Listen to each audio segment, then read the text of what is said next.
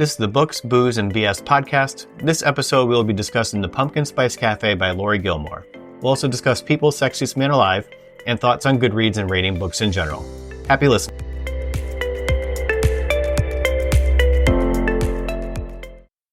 Welcome to this week's episode of the Books, Booze, and Bullshit podcast. I'm your host, Mike Jakubowski, and today I'm joined by returning friend Sarah and introducing Lynn and Bree to the podcast. I'm sparing Sarah the giving fun facts because she's already been on multiple episodes. So let's hear from Bree and then Lynn. So Bree, what are your fun facts? Oh gosh, I would say, I don't know, this is my 175th book. Does that qualify as a fun fact?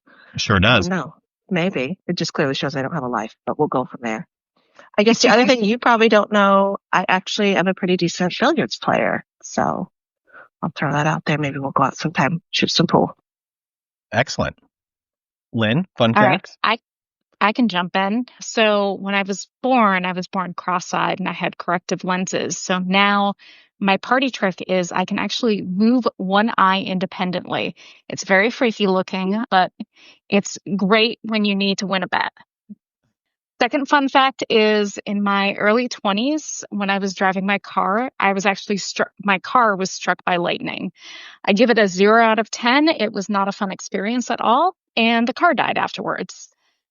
And then for my third fun fact, I actually dated someone on this podcast for 7 years. Oh, Lynn. Yeah, and then things came to be and realized that we needed to break up. Minor details. I'm no one on this podcast type, so I figured that was an extra fun fact. Now, those 7 years were from first grade to eighth grade, so. Oh, you guys are so cute. and we did meet we went down a slide at the same time together, and that's how we became friends. Oh. Isn't that how all first dates start? Hey, we got married on the playground. All I'm saying is we never got divorced, so. That's true. Benson's You are in well trouble. above the statistics then. I mean, you're winning. I mean, like the only runner-up story to that one would be that Sarah and I became friends because all the guys in our dorm went to the strip club one night and we stayed behind. That's a legit reason to meet someone. And she watched me play Resident Evil for a couple hours, and then we were inseparable since. Amazingly, that's also what you used to do with me. That is very true. He stays on brand. Yes. I was just saying, Mike had the time. Here we go. All right, we're good. All right. So what is everyone drinking this evening? I will start with Lynn. I am drinking mulled apple cider with some smoked maple whiskey. Okay. So Sarah, what are you drinking? I am drinking a maple bourbon from a Vermont distillery called Metcalf. So very on brand with the two of you. On brand. Very cozy. And Bree? Suddenly feels like she needs her husband to deliver a shot to this bedroom.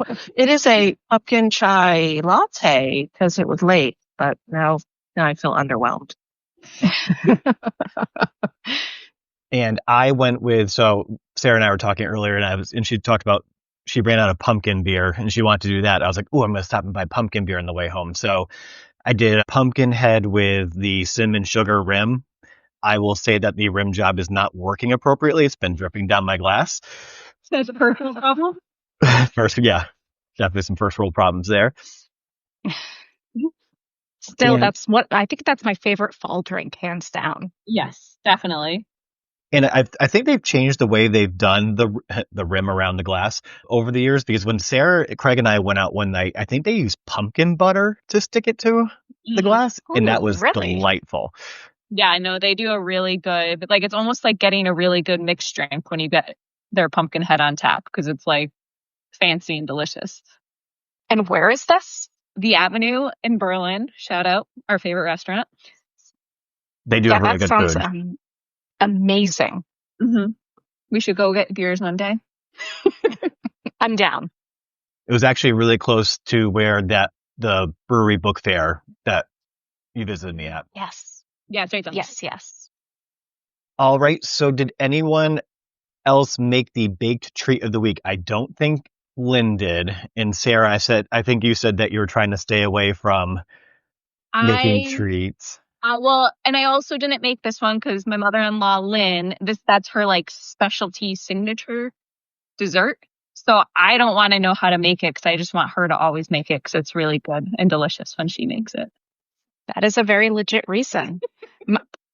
I also have a legit reason. In the past week, I lost my dog of 13 years, and then I adopted a new dog this weekend.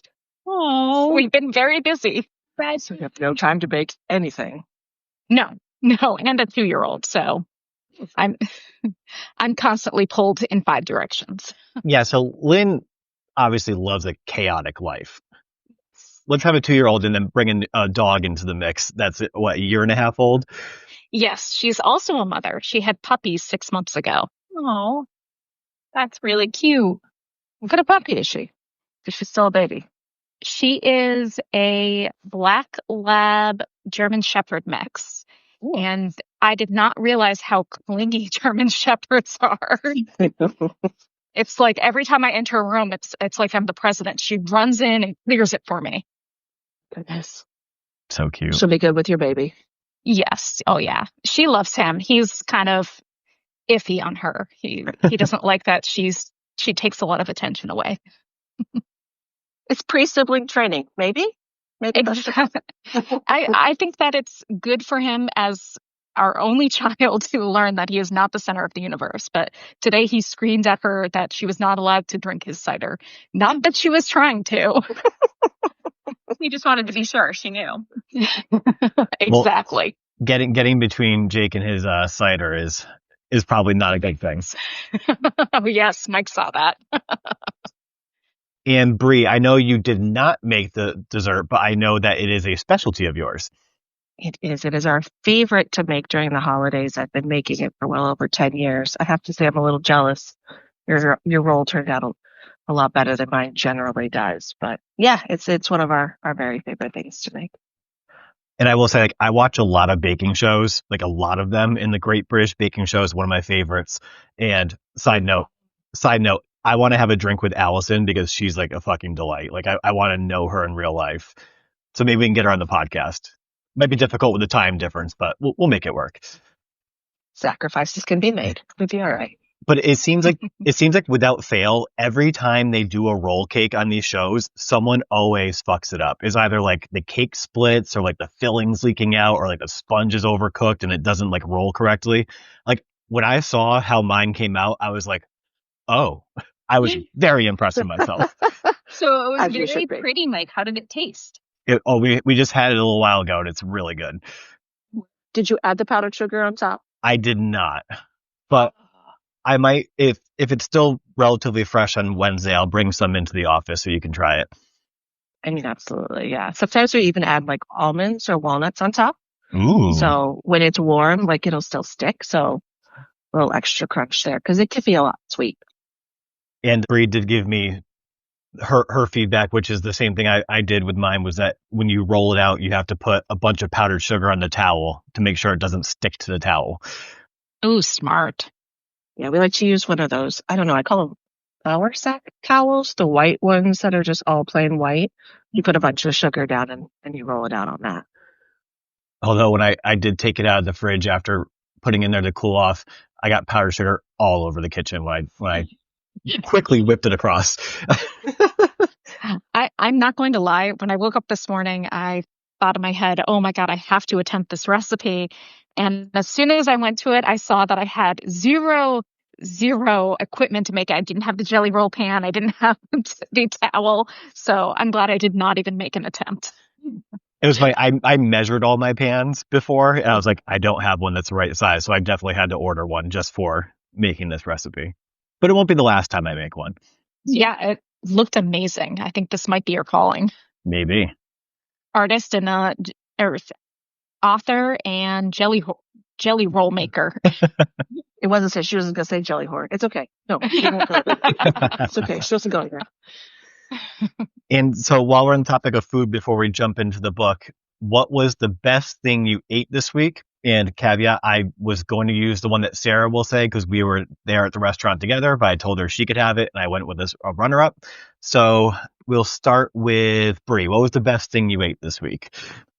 So we went to Hell's Kitchen at Foxwoods this weekend because we were, of course, at our cheer competition.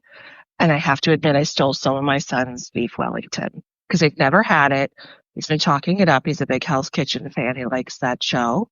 I did steal it, and unfortunately, it was as delightful as people say it is. So worth the money, worth the 40 minutes it took us to get it. But yeah, I'd say the beef Wellington. Lynn? So last week I hosted a 100-person investment forum focused on women in investments at the Delamar, and we had past apps, and they had these date meatballs and these tuna tartare cones that were just to die for. They were so good. Date meatballs. Tell me more. I know. It was meatball with a date on top of it. It was very, I don't know, autumn flavored. They used a lot of just sage and herbs to kind of make it work together, and it worked beautifully. That little bit of sweetness, that little bit of sweetness tasted almost like a barbecue sauce. It was so good.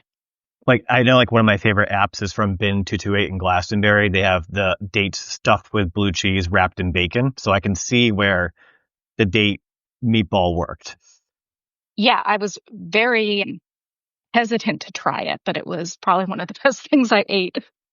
And Sarah? How did you know I was going to still say this? I just assumed because it's hard to beat.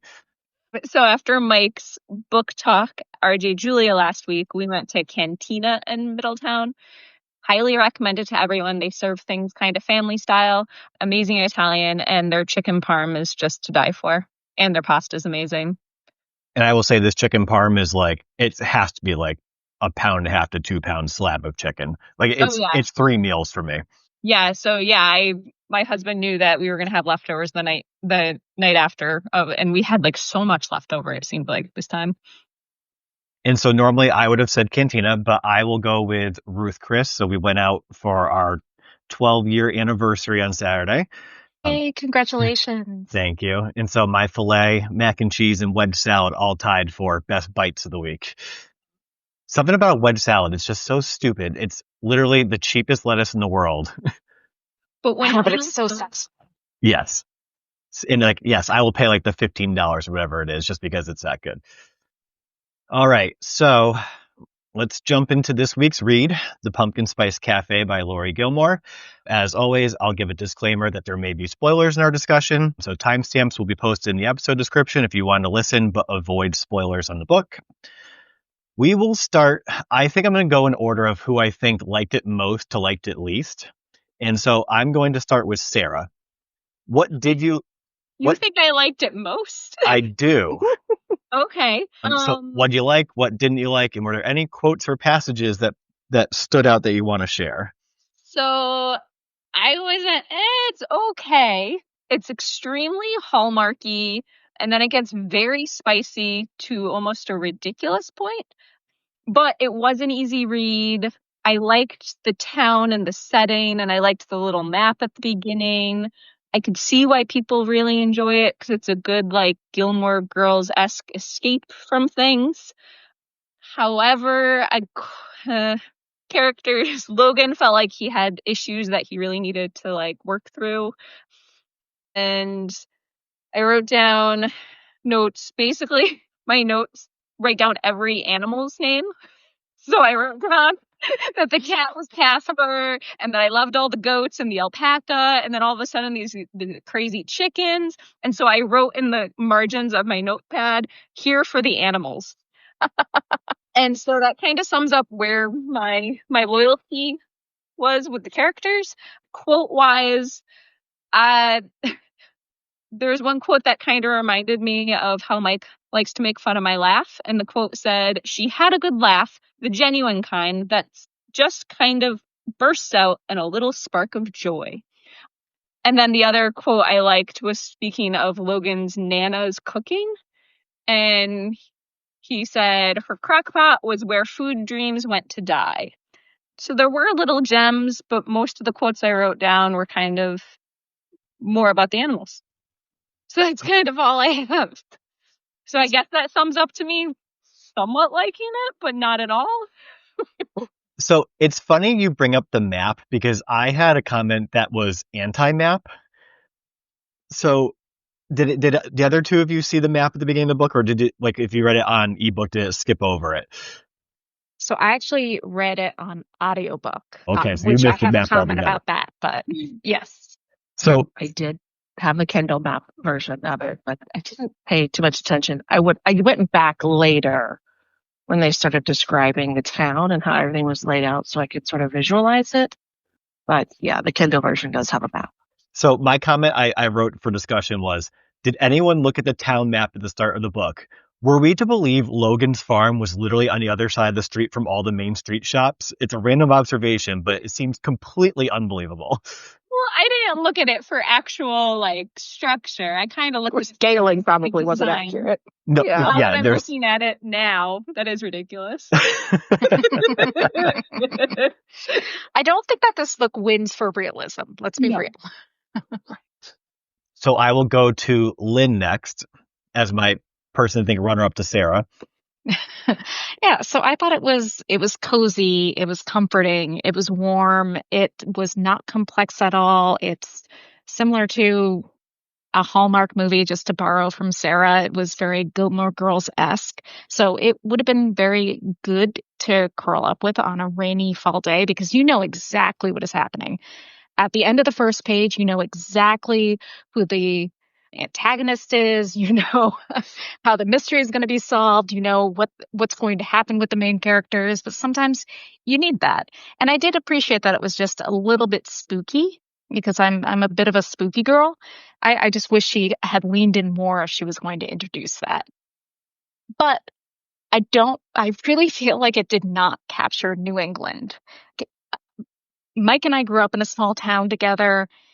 This felt very Midwest. It did not feel like New England at all. We're snarky, we're Exactly. sarcastic. Like it was just everyone was so kind and in each other's business, but just in not the way that I feel like New England actually is. Also, no one thinks of Boston as the big city. I'm sorry, but having that point as being the main friction that, oh no, she might move back to Boston. Like no one thinks that. You can absolutely date someone that lives in Boston and live in the suburbs. It is so easy to get in now. We have public transportation. This was just such a non-issue for me. But in all honesty, I'll probably read it every fall because it was very comforting. And then the last thing I'll mention is the narrator for the audiobook sounds very old. So when you get to the very, very spicy parts, it feels just very awkward and uncomfortable. In terms of my favorite session scenes, I did like how she started the book. Jeannie Ellis had never killed a man before, but tonight might be the night. I just thought that was such a good first line to the book to really capture you and get you sucked in immediately. And then I will also comment, she wasn't afraid of dying as much as she was afraid of forgetting to live her life. Somewhere along the way, she had forgotten to figure out who she was and what she wanted to be when she grew up. This is not something that I struggle with now, but I remember that feeling in my 20s. So I feel like this could appeal to someone in their 20s that wants something comforting. Mm-hmm. And so, Bree, before you jump into your thoughts, we're gonna piggyback on Lynn's comments. As someone who now lives in New England, but also lived in Missouri, do you get that vibe that this was more Midwestern than New England? It's so funny you say that, Lynn, because now that you've said it out loud, that is absolutely the way that I picture this. It is. So I'm a transplant from the middle of the country to the West Coast to the East Coast. I've lived everywhere. It is not a New England vibe to me. It is very much a busybody, small Midwest town. Mhm. You've got your grandmas and your aunts and your cousins and your friends that you live with for a million years, and everyone knows your business. It resonates with me as more Midwest setting than New England. Yeah, I could definitely see it. Yeah, thank you. I felt like I just didn't get any sort of New England culture from it. And I think like Lynn said, like we grew up in a very small town. Like we graduated with 53 kids in our class. So like we know small town, and it just did not feel like somewhere where we grew up. Although Maybe the reference to the fishing boat was something that was supposed to bring you in. But I will say though, maybe the scale of the town per the map, it was definitely smaller than where we grew up. Since everything was on one street.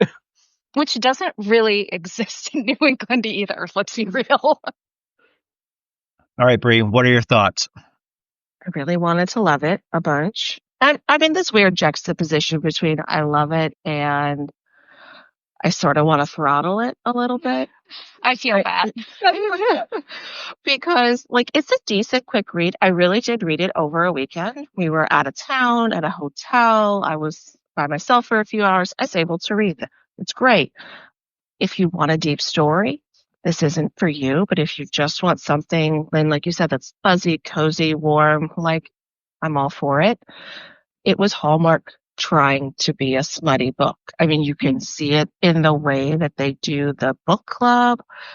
Like, I mean, the books you're describing over there are more my vibe than the book that I'm reading. So I don't know where we're at here. But I told my husband I got 87% of the way through and was like, oh, that was a really good book. And I looked down, I'm like, oh, there's still a lot left. What are we doing here? I don't know what's going on. But yeah, I mean, the town scenes were cute. I wanted to throttle her a little bit only because you can text him, but you can't put a Ring camera in. Like, what are we doing here? Somebody tell me what's going on. Like, you don't need saving. But yeah, I think it's a little bit Hallmark, a little bit Golden Girls. I don't know. I might read the next one. Maybe. Except I don't know about the next person, but my Kindle tried to push me to the end of the series, whereas the next book was not what it recommended. So I don't know. Maybe we'll have to see. But I liked it, but I don't love it. The rating wasn't as great as some other things. But, I'm here for it. I did appreciate how seasonal it was. Just, again, cozy. Mm-hmm. Very much so. Like, I like the farmer market vibe and the fall festival and all that fun. But how do you move it into the next book? I guess you keep with the theme. So before I go into I'm always very long-winded with my thoughts on books, and usually it's me pointing out what I liked about the book, and I think it's going to be much different this time, as I made myself go last because I think I'll be the one that liked it the least. I don't watch Hallmark movies because I do find them like they're very like systematic. Formulaic. It's like you spin a wheel. Like this time it's a bookstore failing, and it's big city girl coming from being a paralegal and finds a man raking leaves. And I know my mother-in-law Apple picking place. Yes, and my mother-in-law loves Hallmark movies. I know that she'll give me some side eye when I talk about how much I dislike Hallmark movies. But I think like you guys said, like there's a place for Hallmark. It's that cozy, like you know what's going to happen. There's no surprises. It's sometimes what you need in life. However, I'm going to get into this book. On the top of my thought pile was, how did this book get so popular? How has this series spawned 6 and a soon-to-be 7th book in the series? I also noted when looking into the series that this book came out in August of 2023, which means that 6 books have released in the series in a 2-year span, with a 7th within a 2.5-year span. That tells me 2 things. Either Gilmore wrote a bunch of these books and then released them in quick succession, or she churned them out at an alarming rate. Either way, I think that means that the writing style and quality could not have changed much as the series progressed, because she hadn't had a chance to see how the books were in the market and got any reader feedback on them. So I don't know what that means about books 2 through 7 coming up. Also, I just noticed when speaking there, it's ironic that everyone relates this to Gilmore Girls and her last name is Gilmore. Yeah, and I think your point is valid. It definitely seems to be formulaic, where I'm assuming the next several books are the exact same issue, only putting new people's names in. Yeah. Like a Hallmark movie. A whole Hallmark is how you can make a bunch of movies and books similar, but different. And I will say, like, all this feedback comes from someone who does enjoy reading contemporary romance. Like, I love Emily Henry, Abby Jimenez, Christina Lauren, Taylor Jenkins Reid. Like, those are some of my favorite authors to read. There's just a wide gap between the stories that those authors are crafting and what we have in the Pumpkin Spice Cafe. I agree with that a lot, Mike, because I was thinking of that because Brendan got me into a lot of those romance type of contemporary books. And they have so much substance compared to, this was just all of a sudden, throw them against the wall type of. Love at first sight. Yeah. Yeah. So I thought that's an interesting comparison to compare him to some of the other romance. And like both you and Lynn had like warned me about like the spicy, like whiplash in the last 100-ish pages. And my thought was like, oh, maybe people like this book because it's smut, because I know that has like its place. But it didn't even hit that level of smut where like I thought that's why it was popular. And I say popularity lightly because this book has close to 500,000 ratings and about 60,000 reviews on Goodreads, but the average review is 3.36. So it's not getting like glowing reviews. Like I normally give any book a chance, but usually when the average dips below a 3.5 is when I usually give pause to putting it towards the top of my list, because that's getting a little down there. I didn't look up the reviews for this book ahead of the podcast because I just knew how popular the book was, and it seemed like a perfect read for the season. Do I like pumpkins? Yes. Do I love pumpkin spice lattes? Yes. Do I like pumpkin flavored everything? Obviously. Did I like the Pumpkin Spice Cafe? Not so much. So I'm going to go over a couple of my, usually I say favorite, I'm going to say flagged passages and quotes. These are just things that gave me pause while reading. I will say, I will start with something I did like. So I enjoyed that the book started with a printed playlist to go along with the book. Now, everyone knows I love releasing a playlist with the books I write. And a large number of the songs on the playlist for this book were songs that are on my writing mix. One of my favorite songs was on it, The Night We Met by Lord Huron. And that's, I'll do a shout out to Cher Bear on the podcast, as that's a running joke between us, that song. I'll say, Bear, Clay, don't. And she'll know what that means. I won't take much away from this book, but I think I will start adding my playlist to my books if people think that that's a good idea. It's funny because in my head you already do.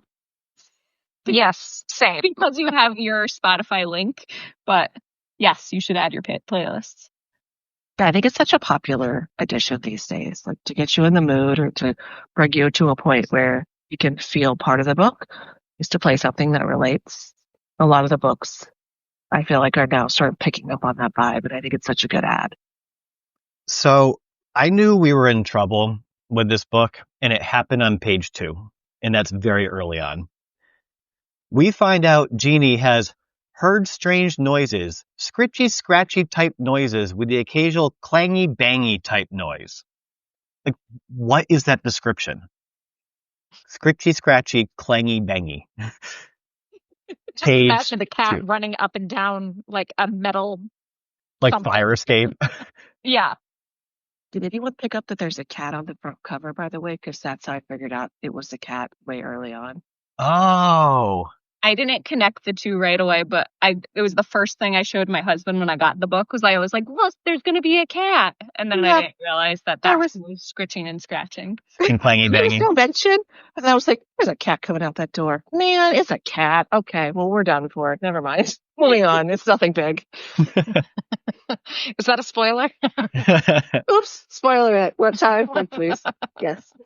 All right, so another cringe-worthy passage, 152 pages in.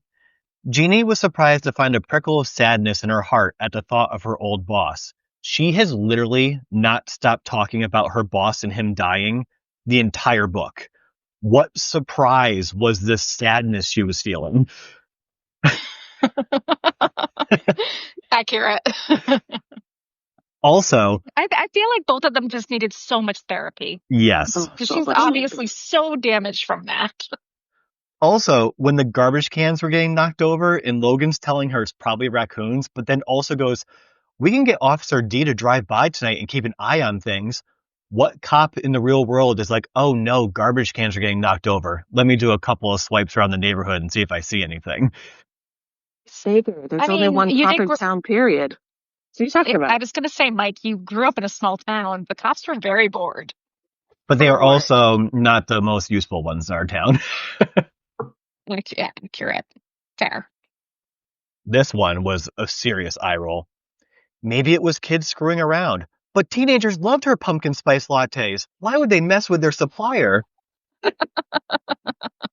Yes, because kids definitely have that full frontal lobe development, so put those two together. And probably one of the most cringy ones. Making out with Logan just was a cherry on top. New Jeannie liked cherries. Yeah, and now imagine a very old woman reading that to you, and that's Ooh. what the audiobook felt like. Yeah, all the new Genie quotes were so cringy. I wrote down new Genie was bold. And then when she saw him in reading glasses, I wrote down the quote, she might as well just hand over her panties right now. Ugh. Panties. I know that's a word for some people. Have to add a trigger warning. Trigger warning, panties. And also Moist. the most... I'll just make it worse. I was going to say it, but I'm glad we did. Thank you. Oh, yeah. Wasn't I talking about one of the recipes from the podcast at work? And I said it was a moist apple cider cake. And you're like, stop. And I'm like, it's the name of the recipe. Wow, checked out. We were done talking for the day. Oh, thank you. Bree's hanging up. I am. And so obviously the most anticlimactic revelation was it was Norman sabotaging the cafe. And he's like, yeah, it's me. I've been tampering with the business. One, we all knew this 200 pages before he said this. And two, the culprit would not just fess up to this. Right, was it a mic drop and then peace out? Like, we're done? And I do have to agree with you. As soon as she was like, Norman seemed really cold to me, but he wouldn't do anything. We were like, we all know. Because he loved my aunt. Like, yeah, okay, yeah, sure, I'm sure. Also, after the big real estate fight in her apartment, when she was like, and then, he disappeared for a week while she was left here to solve mysteries and run a cafe by herself. It's literally your fucking job. You own the cafe. Also, who just shows up to someone's house? That was weird. That was weird. Because also This is it's such not an his house. uncomfortable It's the scene. grandparents' house. That he lives with. The chickens couldn't even save it. It was too weird. Yeah. Like, not even kidding. Although I did, to Sarah's point, I really appreciated the animal names. Yes. That might have carried the story for me for a while. Yeah. Mhm. And to be fair, she only had to walk like 500 feet down the road, even though she drove to get to the farm. Per the map. Yeah. And before I get into the few things I did like, I will do my last quote of cringe. Wrap those sweet thighs around me, Jeannie. I don't like him saying these things. Tomorrow's a work from home day, right? I can't It is. look you in the eye now, right? Okay, good. Okay, things I thought were fine. I did like her initial description of Logan. This man was a picture of autumnal bounty with his crate of vegetables and his worn flannel shirt and thick beard. Like, that seemed like a pretty perfect intro to a fall romance lead character. Mhm. And also, it was mentioned in the book, but yes, he was definitely the bounty man. Yes. Brawny man. Yes. I also had to look up if a Loganberry was a real thing because it sounded fake and for the book. But then I realized it was real. Yeah, it's real. I'd never heard of or seen one before. And it kind of sounds delightful. Because I feel like I had it in Maine or something. That does seem like a very Maine thing. Very book that takes place in New England, but actually in the Midwest. Yes. And Sarah, this one's more directed towards you. And it could be the other two of you if you feel the same way we do. How offended were you when Jeannie said about Twizzlers, they're objectively the worst candy? I wrote that in all caps with exclamation points and underlines. But it also, Craig hates Twizzlers. Is Bea not a big fan? So I feel like it's yeah. olive of candies. I will say, if you're going to give them objectively worst candy in that category, it's red vines. Well, red vines are disgusting. Red vines are gross. Agree. All right, so I do have a few other questions for the group, but does anyone have any other comments before I go into questions on the book? I will say the one thing that I did appreciate about the book is her reactions when she found out about Lucy were exactly the reactions that she needed to have for Logan. So I appreciated that. She didn't pity him. She didn't think a negative thought towards him. Her reaction was very much like, oh, well, Lucy's an idiot. Let's move on. And I liked that. And so connected to that, Logan, on the other hand, all book he talks about like his dad left him. He was left after proposing to Lucy, and someone's like, I think you have abandonment issues. He's like, do I have abandonment issues? We've literally been talking about it the whole book. Yeah, he was probably pretty, but kind of dumb. Yeah. I think they both were pretty and dumb. They both need so much therapy. Yeah. So much therapy. And they're just using this romance as a Band-Aid on top of their issues. At the end, did they go to therapy? They did, right? Or He did? He did. Okay, good. Wasn't sure if I was confusing that with another book. No. Yeah, you're probably confusing that with, or you think you're confusing it with You Are Here. Also the next book for next week. Oh, no spoilers. Haven't started No yet. spoilers. It's a good one, in my opinion. All right, so I did not do this because I was just trying to get through this book. Did you pick out any actors in your brain to play Jeannie or Logan? I'll start with Lynn. I did. Ooh. So Alexis Bledel, basically Rory from Gilmore Girls, just to really capture that kind of neurotic but sort of sweet and well-meaning type vibe. And for Logan, I was thinking more like Josh Hutcherson, kind of that quiet, longing, fighting his ego, that strong silent type. And then I will also throw in a couple of extra because I was more picturing Dot and Norman. So for Dot, Lily Tomlin, just that kind of from Grace and Frankie. Yep. Like literally that and character too. Yeah. Yes. And then for Norman, I was thinking Martin Short. Oh, No. that's actually, yeah, I agree with those. Those are good. Bree, did you have any casting? I didn't. I just literally kept running through like the Golden Girls in my head. Like Linda was like Rose. She kept giving things away and just so absent-minded. And, that's not the only thing. Like, I couldn't really picture. Like, honestly, there wasn't enough character development for me to sit down and like picture them or the scene or the feelings. Like, I didn't get there enough. It was just a quick read. Sarah? I didn't really exactly. I kept on thinking of like a Hemsworth-esque type of guy with the big arms or whatever. I did towards the end. I was picturing he's in The Bear. I looked up his name after because I didn't know his name, but it's Will Poulter. He's the pastry chef in The Bear. Yep. I feel like he could play Logan because he has like the puppy dog eyes and the big arms but Jeannie, I got nothing for. She was just very generic in my brain. And so everyone seemed to touch on the fact that the book reminded you of Gilmore Girls. And a lot of the comparisons people have are that the two of them are like Luke and Lorelai. Do you agree with that?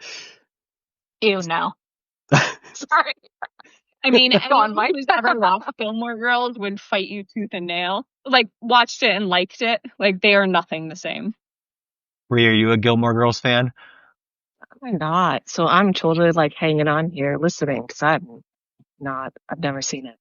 I've seen bits and pieces because Brendan did watch it through, so I'd catch an episode here or there. And from what I know, I agree with the two of you that it's not a good comparison. So I get the comparison because Luke is kind of that grouchy, cranky male lead, and Lorelai is kind of neurotic and everywhere. But their love story, they don't come together right away. They're kind of quiet supporters of each other. They develop a friendship, and then that leads to a romance. Does Luke growl more or less than Logan? Because Logan growls all the time. Yeah, he more grumbles. Yes. in an adorable way. All right, this is an important question. Do you plan on continuing with reading the series? I think Bree said she's thinking about reading the second one, or maybe the third one, depending on where Kindle is pushing her to. Yes. Yeah, maybe the second one. It actually pushed me to number 5, which I found very offensive. I was like, well, why are you sending me to the end? Like, it's not the next best one, but yeah, I might read Hazel and Noah's story. I think I got the names right. Lynn, you said you might read this one again for the fall vibes. Would you continue on to a different book in the series? So, no, this is not my usual genre. It's not interesting enough for me to kind of continue. This is going to sound harsh, but I just don't care about any of the characters. I would love to learn more about Dot. Dot was probably my favorite character, given that she was there for 2 pages. What if book 2 started with the Pumpkin Spice Cafe on fire? Then maybe. Maybe. As long as it was Christmas themed, I'm in. That and the cat got out safe. Yes, thank you. And Sarah? So I did hear that book 2 and book 3 are better.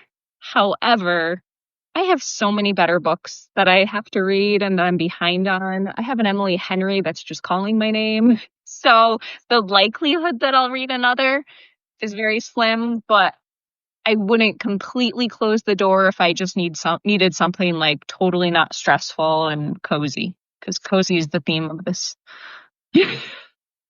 And I will say it's a resounding no for me. And to the point where I've pretty much planned out all of next year's books for the podcast, but I left the holidays open just to see if like new books come out that could fit in.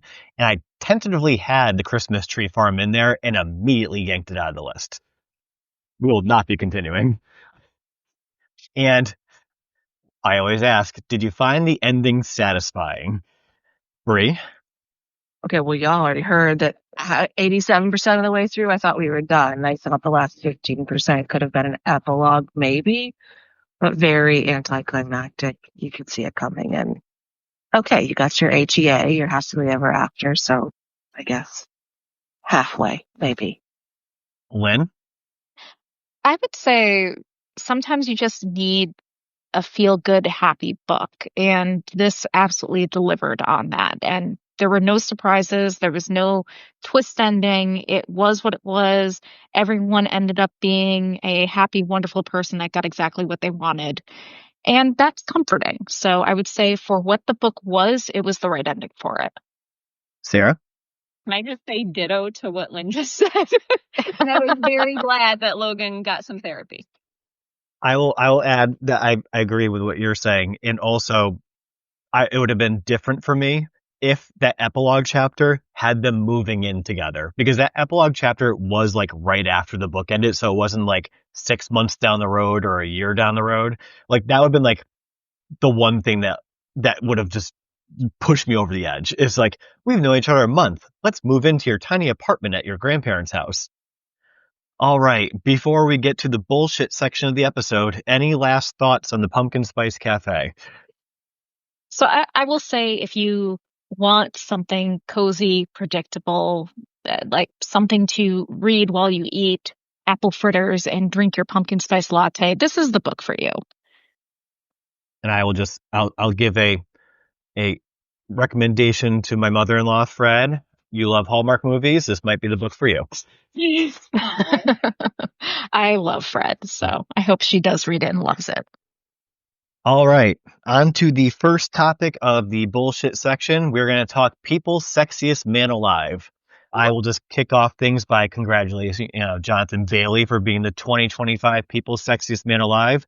It's more impressive that he's the first openly gay winner in the 40 years the contest has been going on. I was going to say it was surprising, but then the number of comments I saw on social media where women didn't know he was gay was kind of baffling. I know a lot of women know him from Bridgerton, which was obviously a very like straight acting playing role. But if you dug slightly deeper into anything about him past Bridgerton, you know he'd been openly gay for many, many years in the industry. And it just still baffled me that people didn't know. So that'll be my start off. I'll go last in my rankings here. So I'm going to ask the group in the last 25 years, give me your top 3 winners. Give me the winner who you think didn't deserve it. And who is someone who hasn't won yet, but you think they should have won? We're going to start with Brie. Oh, all right. So I'm very happy for Jonathan Bailey. I do only know him from Bridgerton.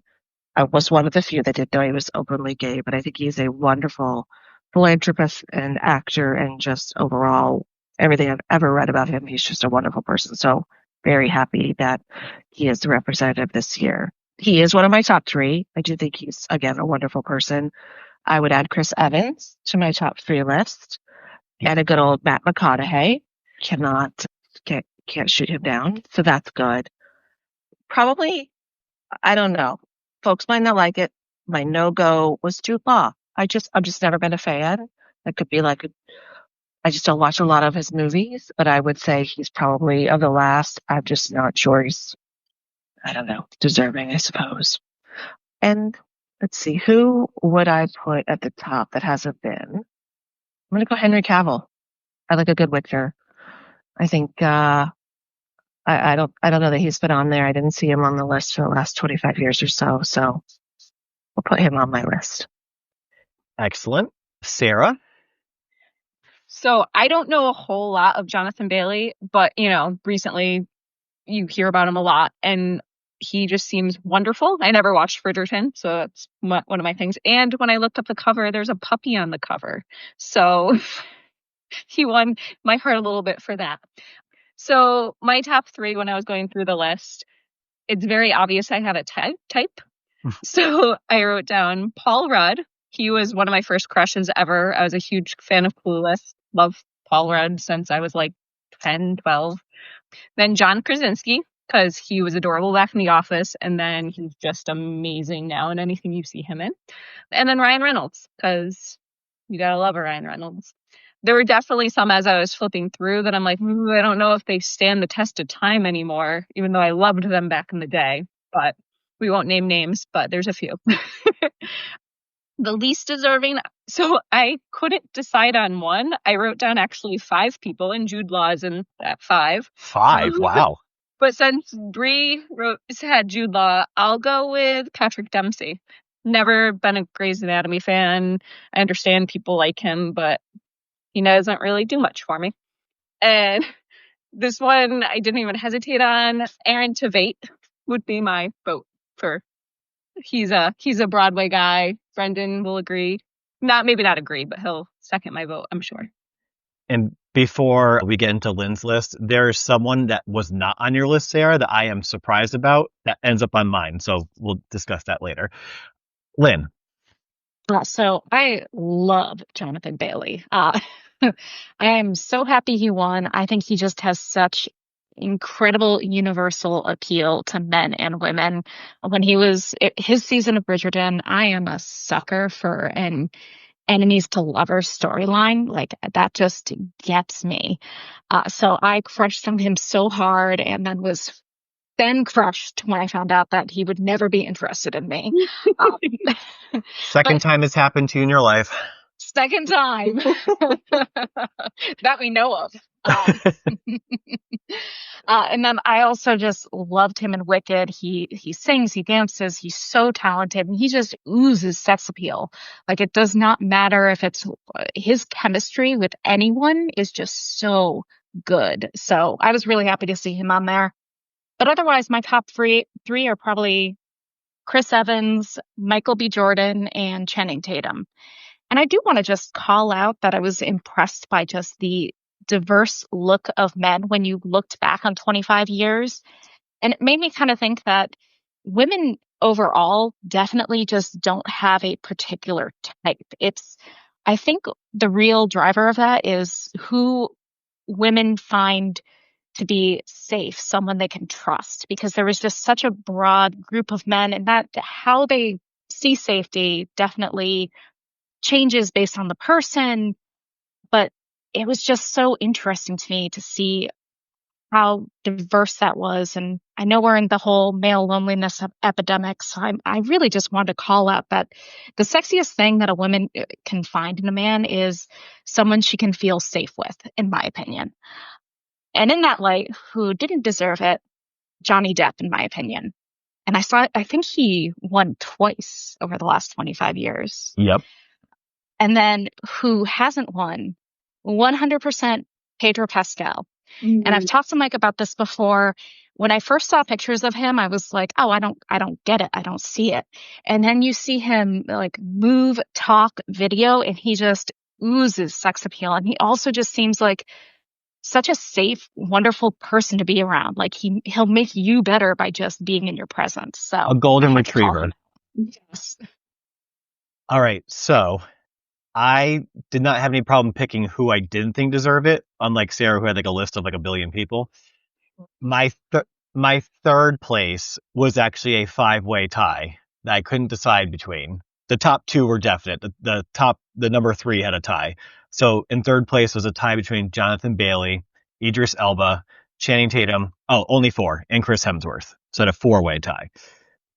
Sarah, very surprised that Michael B. Jordan was not on your list. That's number 2. He's on my, like, I had 3 on my 4th tier. Do you not remember Friday Night Lights? I know.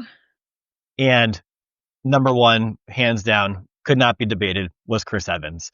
Chris Evans has been on my hall pass list even before I was married. My love for Chris Evans. That's my number 1 too. Yeah. My love for him stems way back from high school and Not Another Teen Movie. When that movie came out, amazing movie. If you haven't seen it, I'm sure most people in this call have. And I was baffled. It took until 2022 for him to win this award, especially with his work in the Avengers. Like he was really in the public eye since like I think it was 2009 when Captain America came out. So it took almost 14 years for him to win. Now, hands down, didn't deserve it. It's Blake Shelton. It's Blake Shelton. I let you have Blake. He's on my list too.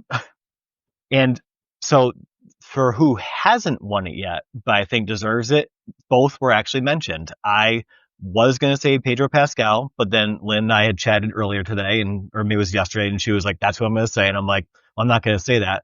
But then my other one was Henry Cavill, which Bree had. And so I'll throw a third name out there, Theo James. So if people aren't familiar with him, just look up the cast for White Lotus season 2 and also the movie Divergent. Oh, the picture just came to mind. Okay, I'm in. I'm on board. Here we go. Yep. Sometimes it amazes me how much I don't know people's names. You know, like, and you're like, oh, I need a refresher on the real name and not the character name. All right, we are going to move on to topic 2 of the bullshit section, which is Goodreads and just rating books in general. I know Bree and Sarah use it. Lynn, do you use Goodreads at all? I don't. Okay. But I do have theory, like I do have opinions on what makes a good book. So. Okay. So it'll be just rating books in general. So my question for the group is like, what goes into your ratings and rankings? Like what gives it a 5-star versus a 4-star? And like, do you have specific like review or Goodreads review etiquette that you follow? I will start with Sarah. So I do use Goodreads. I know me and Mike often talk about our strategy, I guess we'll call it.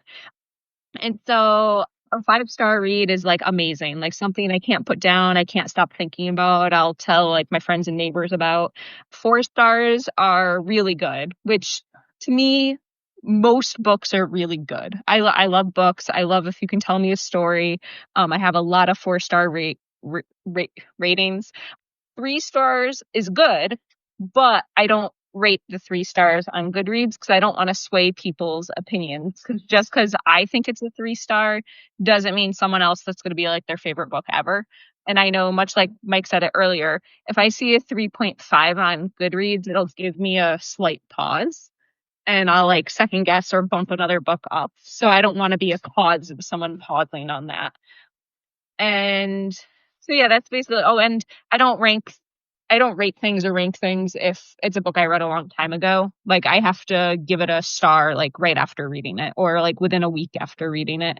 Because I think, you forget things, or you might have rose-colored glasses on, if you do it too long after, just because you like the author or whatever. And improvements. Do I talk about improvements now or no? Sure. My biggest thing for years, I need half stars, quarter stars. There are so many times I want to give a book like a 4.5, but I round down to a 4, or I would give it a 3.5, and then I don't end up rating it. Lynn? So, as mentioned, I don't use Goodreads, but I do have strong opinions on books. I would say kind of my number one thing is I like world building. I think Pumpkin Spice Cafe didn't really have a lot of world building. It very One much did road. not feel like New England whatsoever. It didn't feel like I was I was imagining Maine, but it just didn't feel like Maine at all. I like complexity. I like relatability and well thought out storylines. I hate when I'm reading something and the author does a twist and it's very obvious they thought of that twist as they were writing it. It's not, the rest of the book was not setting that up in any way. I just like a really well thought out plot. And the last thing I will note is I like when an author is not afraid to have some bad decisions that his character makes. I hate when it's a Mary Sue, this person does absolutely everything right. My characters should be flawed. They should make bad decisions. That's what makes a good story. If everyone does the right thing all the time, it's boring. I want someone to really screw up and then figure out how to get out of it. I think it's not too much to ask. I think that's what we all look for in books. I think, like you said, like a predictability thing is just not going to make a good story, kind of like the one we just read. Yeah. Okay, and Bree. Well, I do use Goodreads, like Sarah. So for me, a 5 is like a really good deep character development. Much like Lynn, I want to understand the world. I want to feel their feelings. I want to see the place. I want to know about them. I want to feel like I relate. There were some relations in the book, her unknown future and feeling like maybe she'd lost herself a bit. Like that's really what drove some of my rating for this. But to get a really like a 5, like honestly, if I'm not like tearing up, crying, swooning, like I really don't feel like you've met my expectations for a 5. For a 4, it's just a decent story. Not even just like decent, but like it's a really well developed, but maybe you've missed a few points. I was able to predict it. I knew it was going to be a happily ever after or, a tearjerker, but you just didn't get me there. So I do like to provide, the ratings for them. I rarely ever, and I've only done it once, given a 1-star review. I don't like to bring down the overall ratings. I feel like sometimes that's fused. Like maybe it's not my cup of tea. I try not to also read the reviews from other people before I go into reading a book, only because their opinions may not be mine, and I don't want to miss a good book because they just didn't like the way that something was written, or maybe there were triggers for them that wouldn't bother me. So I try not to read those. I do have one book on my list this year that I need to get back to. It's my only do not finish, and I'm like a little obsessive about it, so I'll get back to probably finishing it. But 4, 5, or 3 are generally where my ratings are if you find ratings on the books I've read. I definitely want half-star ratings, please. Goodreads, put in some half stars. Like sometimes you just can't have whole. It can't just be a solid 4. It averages out. I rate my books for my TBR list, by average rating. The highest rating's going to get it, but I still want a reality of what it really is. Most people are going to round up, right? Others down, but I would love a half rating. And as far as like the etiquette, again, I try not to rate 1s and 2s. I just don't give you a rate. And it's something I just really couldn't get through, which is few and far between. So I think does anyone get annoyed by like the foreign version? Like I feel like it clogs it up too. Like sometimes when I search for a book, it's like I don't want the Portuguese version. I didn't ask for that. I don't think I've ever noticed that. It happens occasionally. know. Sometimes I like can't find the next book in a series because there's Dutch and Portuguese and everything else. I'm like, that's not my favorite. It's like not my preferred language, but go away. I don't mind it, but it's clogs up. I think with Sarah the same way. Like, I don't leave star ratings if they're under a 4. I think part of this, like Sarah said, I don't want my rating to affect other people's reading of the book because it might not have been my cup of tea. Also, I think as having an author Goodreads account, like if someone's a fan of that book and I like insult them by giving a low score, I don't want retaliatory ratings on my books from people. And I just know how much work goes into writing a book, and like that 3-star rating, like, yes, it's like, it's average, but like that can hit a little hard when you see a 3-star. Personally, for me, like I do have some 3-star ratings on my books I've seen, but I think that's good because if you have all 4 and 5-star ratings on a book that you wrote, it almost looks suspect. Like, not everyone is going to like your book, but I'm not going to be the person to drag the rating down, so I'm personally not going to do it. For me, my star rating goes like this, even without rating the 3s, 2s, 1s. This is how my brain thinks of it. A 5-star rating is, this is a book without prompting I will tell you to read. Like, I will go out of my way to recommend this book to you. Things like Tomorrow and Tomorrow and Tomorrow, I tell like everyone to read. Most of Jeff Zentner's books, I tell everyone to read. Almost all of Taylor Jenkins Reid's books, I tell everyone to read, just because those are my go-to 5-star rating books. A 4-star rating, I might recommend this one unprompted, but this is more likely to come from me as a recommendation if you ask me for a list of books I'm recommending. A 3-star, the book was fine. Like, I wouldn't recommend it, but I also wouldn't deter you from reading it. Like, the book did its job. It entertained. It wasn't the best. A 2-star is, I'm not going to recommend this book to you. I finished this book because I don't DNF books, but it was a struggle for me to finish. And a 1-star is just a flat no. Now, Bree kind of touched on this in one way. You can be a 3-star and get bumped to a 4, or a 4-star and get bumped to a 5 if you give me a good cry. Like, if you break me down, even if it's in the last couple of pages of a book, that can bump you up to that next star rating, especially if you were hovering like in that 3.5 to 4.5 zone, where you're debating if it's going to be the 4 or the 5 or the 3 or the 4. That cry will push you up that extra half star. That's legit. Probably my favorite book is Project Hail Mary, and I think I spent the entire book either laughing or crying. Oh, Lynn, you're going to make one of our guests so happy with that. Katie, when you listen to this when it comes out, you have another fan out there of Project Hail Mary. I'm going to say I've written it down twice now. The Martian, also good, but Project Hail Mary was so good. You know, there's a movie coming out next year, right? I did not. I am so excited. Ryan Gosling is the lead. Oh, that's so perfect. Going back on it, was Ryan Gosling one of the sexiest men alive? No. He should be. I think he turned it down. I think I read an article when I was going through the 25s that said he turned it down. Interesting. Could be completely wrong. I mean, that would be the only thing that makes sense. Right. We'll say that if any of the listeners out there ever review one of Mike's books 3 or under, I do read them and think very mean things about you. Very so be warned. And going back on the half-star need and even like a 1/4 star. So one of the authors I've been reading a lot this year is Kristen Hanna, and everything I've read from Kristen Hanna has been amazing. I read The Nightingale and then The Women, both 5-star reads.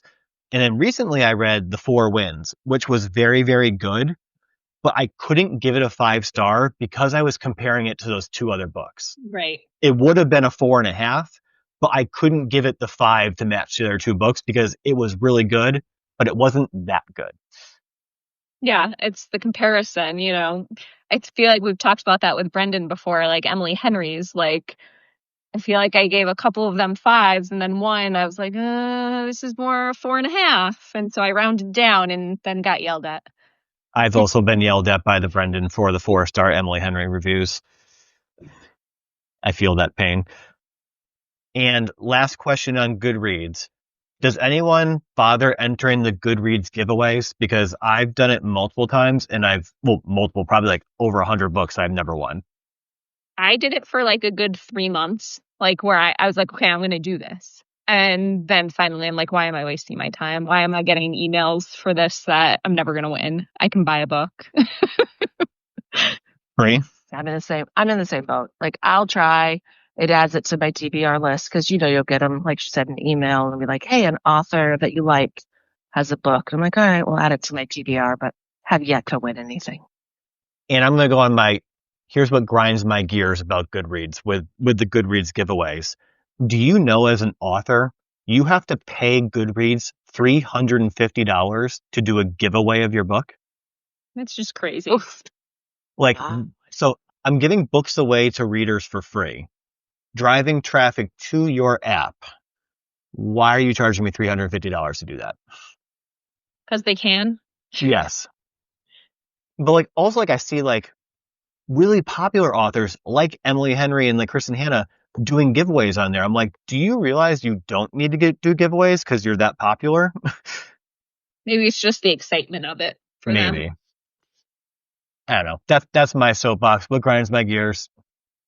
All right. Any last thoughts on book rating before we get into Sarah's favorite segment? Woo. Do we want to talk about favorite fall activities? Let's talk about favorite fall activities. Lynn, since you brought it up, let's hear what your favorite fall activity is. So I am a sucker for a fall festival, but I absolutely have to attend the fall festival with a pumpkin beer and a cinnamon caramel rim. That is 100% what I need. That does sound tasty and kind of what I was just drinking. Sarah, favorite fall activity? So this has been on the question list for weeks. And so I'm glad you asked to have it be done, Lynn. So I wrote down apple cider donuts, but then also sweatpants, couch, cat lap, and readings. So just all those things combined. Bree? I have to do orchard, and I'm pretty sure I've never had a apple cider donut, so I should probably try one of those. Yes. You're gonna get one. You're in the East now. I know. And I love donuts and sit next to her at work. Mike, you're a terrible coworker. Bring Oh, no, sorry. You have to bring an apple cider donuts. Now I'll go to Stu's this week. Yes. Stu Leonard's been such good ones. Yeah. Oh, all right. Well, yeah. So orchard picking and baking is our fall fun for the kids today. Nice. And for me, I just like finding everything new that's pumpkin flavored and old favorites every year. For my birthday this year, I got multiple boxes of pumpkin Cheerios, and I just love pumpkin Cheerios. My 2-year-old would down those with you. But I will say, those apple fritters, Lynn, from that place we went to in Glastonbury, it was the first year I've had them. Those are so good. No, that's a go-to every year for us. I mean, I love myself some unpasteurized cider. Oh, yes, the unpasteurized cider. I tried to use that last week for my drink. And no. I talked at work with Brie about it. I was like, so I've had this unpasteurized cider for 3 weeks. I was going to use it for a drink. And she's like, that's not going to be good. I took a sip of it and I was like, no. No, you have to use that within days. That's what I was thinking. I was like, I'm pretty sure you can't let that just sit there, Mike. That's fermented jail beer now. You made can't have that. I think I used it for a week and a half, and I used it to make protein shakes in the morning, and it tasted apple cidery. Yeah. So, yeah, I would say a week is probably good. A week and a half, you're kind of pushing it a little bit, but 3 weeks, it's like, no, absolutely not. Good to know for the future. Yeah. All right, rapid response segment. So for our newbies, I'm going to give you each 6 topics, and I'm going to want your immediate reaction that comes to your mind when you hear them. I'll let Sarah go last because she's done this multiple times. We're going to start with Brie. Oh, God, I feel like I need more alcohol for this part. Okay, go ahead. All right. So remember, it's your first reaction to these 6 things. Are you ready? Barely. Taylor Swift. Okay. Yellow Starburst. Yum. Chris Evans as Captain America. Tasty. Olive Garden. Overpriced. People who double dip chips into dip. Disowned.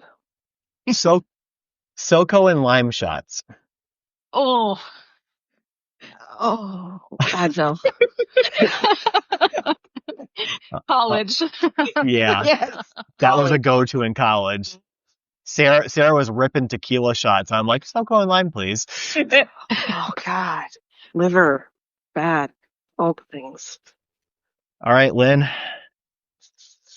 Sabrina Carpenter. Oh, like, Green Skittles. can I have red? Henry Cavill as The Witcher. Cracker Barrel. Meh. Mid. People who host parties but expect guests to bring all the food. Kind of asking a lot. Jaeger shots. Ooh, throwing up. Visceral body shake. Oh. I can't do Jaeger since my 22. I don't know. I think it was my 21st birthday. Oh, I think it was my 21st birthday. The Jaeger girls were at Elmer's, and I just got a bunch of free shots all night. Oh, so that would be the last time I was able to drink. All right, Sarah. Ready. Beyonce. Amazing.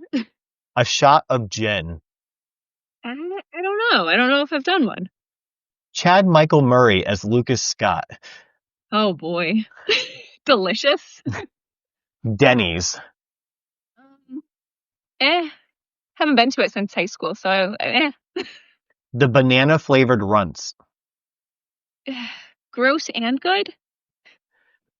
And people who give mixers for alcohol sans alcohol for gifts. No. Unfriend. Disowned. All right. So thank you for joining us this week to discuss The Pumpkin Spice Cafe by Laurie Gilmore. Next week, we'll be just talking about Like Real People Do by E.L. Massey. Make sure to like, follow, and subscribe to our social accounts, Books, Booze, and BS.